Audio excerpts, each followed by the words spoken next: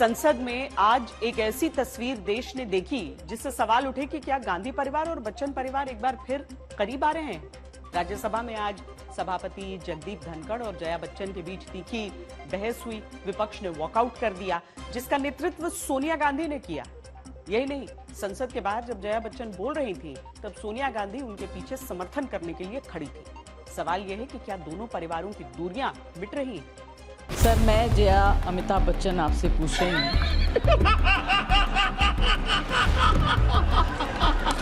Sir, सिर्फ जया बच्चन बोलते तो काफी हो जाता। सर, मैं जया अमिताभ बच्चन ये बोलना चाहती हूँ। सर, मैं जया अमिताभ बच्चन। हफ्ते भर पहले की तो बात है जब जया बच्चन ने खुद ही चुटकी लेते हुए अपने नाम के साथ अमिताभ जोड़ा था। तो फिर ऐसा क्या हो गया कि हफ्ते भर बाद उन्हें सभापति के मुंह से अपना नाम चुभने लगा।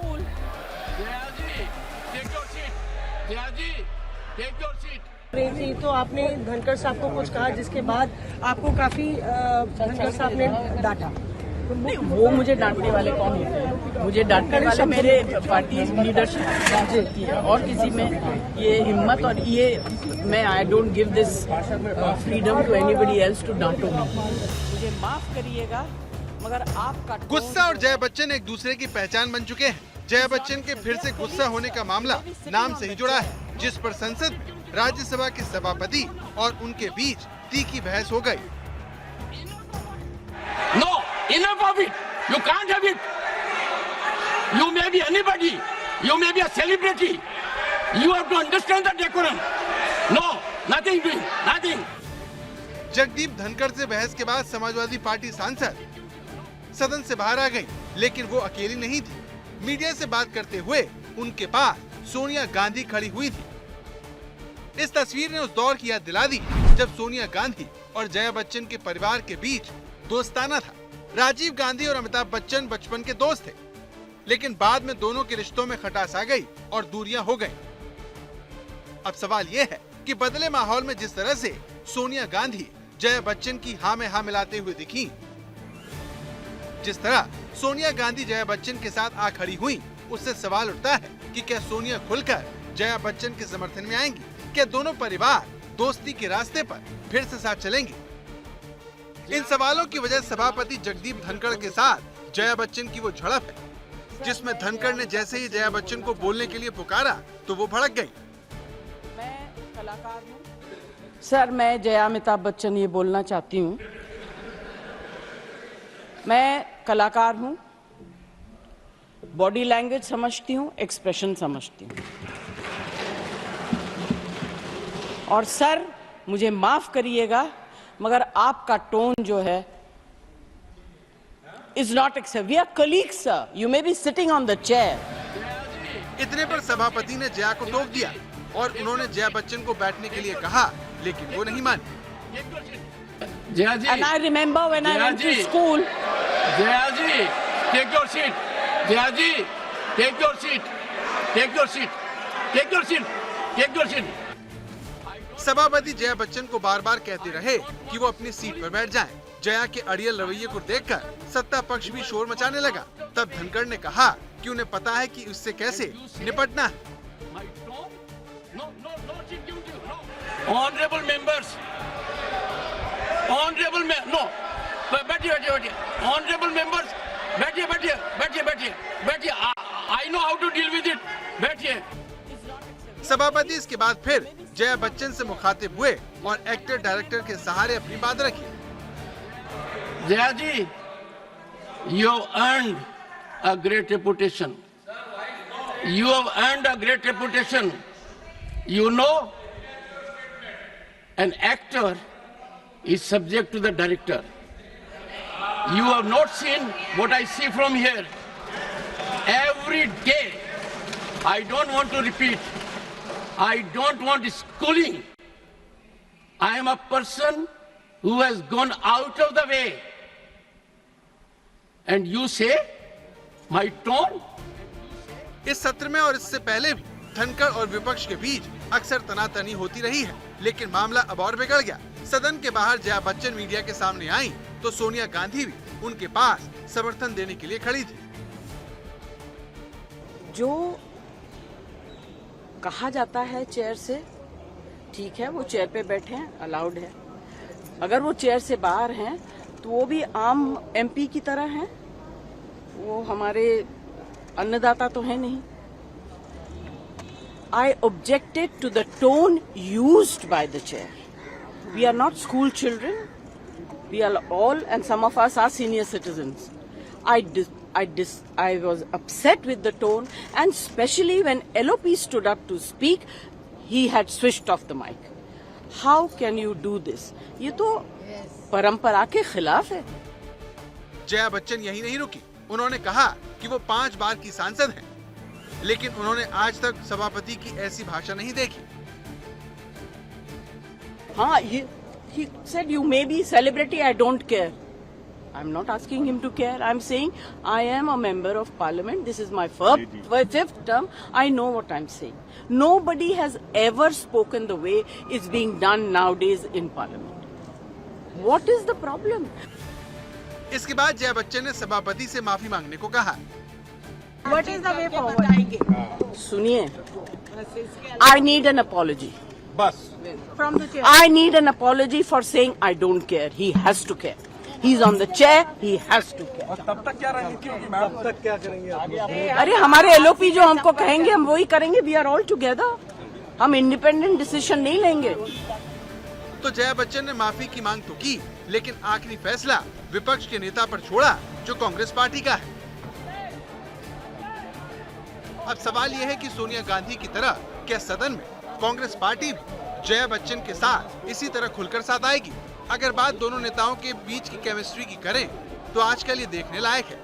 ये देखिए संसद पहुंचने पर सोनिया गांधी और जया बच्चन के बीच कितने दोस्ताना माहौल में बातचीत होती है। सोनिया की बात पर जया बच्चन खिलखिलाकर हंसने लगती है।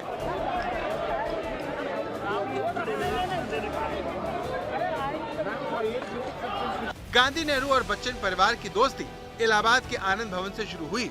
दोनों परिवार दिल्ली आए और यहाँ भी रिश्तों में गर्माहट बनी रही।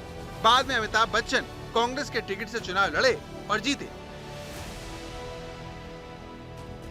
सोनिया गांधी साल 1968 में जब पहली बार दिल्ली आई तो उन्हें एयरपोर्ट पर रिसीव करने के लिए अमिताभ बच्चन ही गए थे। सोनिया करीब 1.5 महीने बच्चन परिवार के साथ रहीं और तेजी बच्चन को अपनी तीसरी मां कहने लगी। धर्मयुग को दिए एक इंटरव्यू में खुद सोनिया गांधी ने बताया था कि राजीव गांधी से शादी से पहले उनकी सास इंदिरा ने उन्हें बच्चन परिवार के साथ रहने को कहा था ताकि वो भारत के रहन सहन को सीख सके। लेकिन मई 1991 में राजीव गांधी की हत्या के बाद दोनों परिवारों में दूरियां बढ़ने लगी। 1997 में प्रियंका गांधी की शादी के बाद दोनों परिवार शायद ही कभी साथ देखे गए। साल 2007 में तेजी बच्चन के निधन के बाद दोनों परिवारों को दोबारा जोड़ने की आखिरी कड़ी भी टूट गई। इसीलिए जया बच्चन के समर्थन में सोनिया गांधी का यूं खड़े होने को सामान्य घटना नहीं माना जा सकता। आज तक ब्यूरो। आज से 9 साल पहले मुंबई में जब अमिताभ बच्चन के भाई की बेटी की शादी हुई तो उसके रिसेप्शन में बड़े बड़े दिग्गज शरीक हुए थे। इनमें से एक प्रियंका गांधी भी रही जो अपने परिवार के साथ इस समारोह में शामिल हुई। लेकिन ये वो दौर था जब दोनों परिवार में काफी दूरियां थी।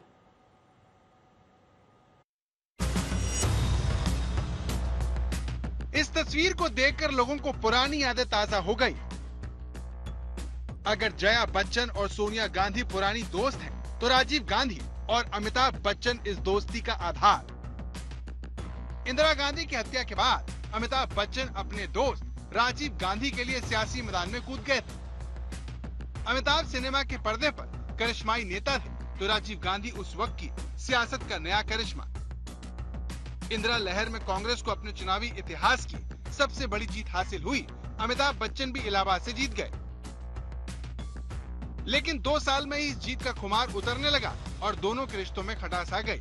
ये दौर सालों तक चला और जब भी दोनों परिवार बोले, एक दूसरे पर इल्जामों की बौछार हुई। जब अमिताभ जी और हमारा परिवार बहुत तकलीफ में थे, बहुत भारी संख्या से जीतने के बावजूद किसी ने हमारा साथ नहीं दिया। गांधी परिवार 40 साल से राजनीति में है।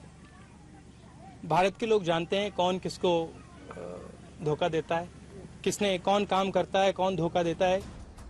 किसी ने किसी का नाम नहीं लिया, लेकिन इशारा बहुत साफ था। बात तब और साफ हो गई जब अमिताभ ने जुबानी जंग में एंट्री ली और बातों ही बातों में कई सवाल खड़े कर दिए। ये वो दौर था जब सोनिया गांधी ने कांग्रेस को सत्ता में वापस लाने का करिश्मा कर दिया था और दोनों परिवार नहीं चाहते थे कि कोई भी उनके रिश्तों के बारे में बोले।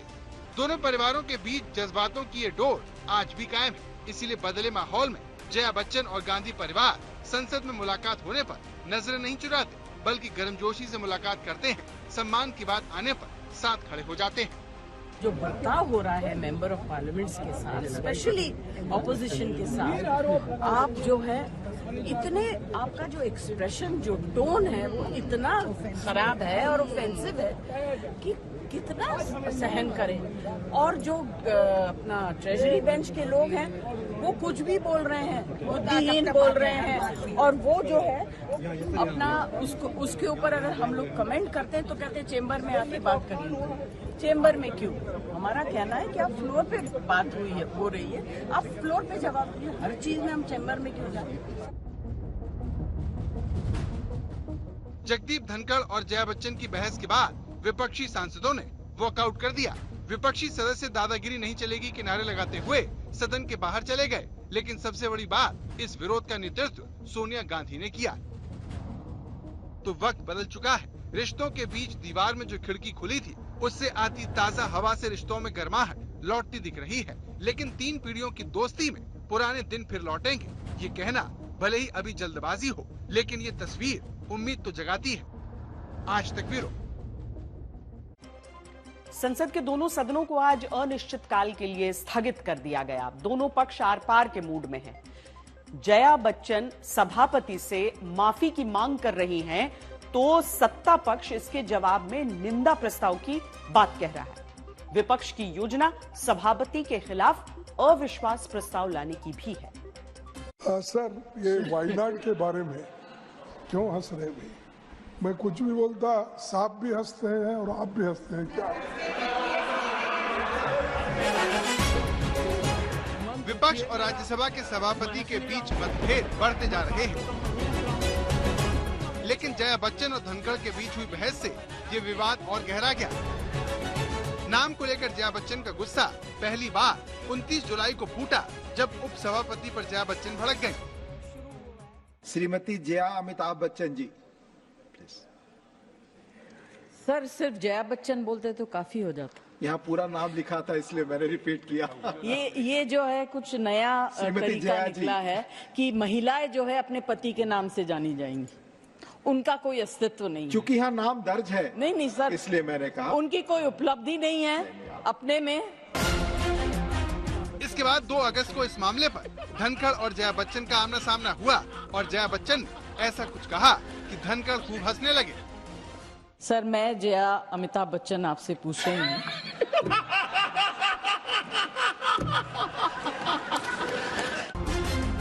इसके 3 दिन बाद जया बच्चन जब राज्यसभा में बोलने खड़ी हुई तो नाम का सवाल आने पर धनखड़ ने उन्हें नाम बदलने की सलाह दे डाली।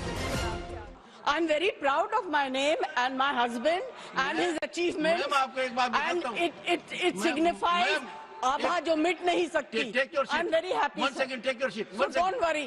ये ड्रामा आप लोगों ने नया शुरू किया है, पहले नहीं था। हाँ, 1 second. लेकिन हल्की फुल्की बहस हंगामे में बदल गई। जया और धनखड़ के बीच विवाद के दौरान राज्यसभा में हंगामा हुआ। विपक्षी सांसदों ने दादागिरी नहीं चलेगी के नारे लगाए और राज्यसभा से वॉकआउट कर दिया।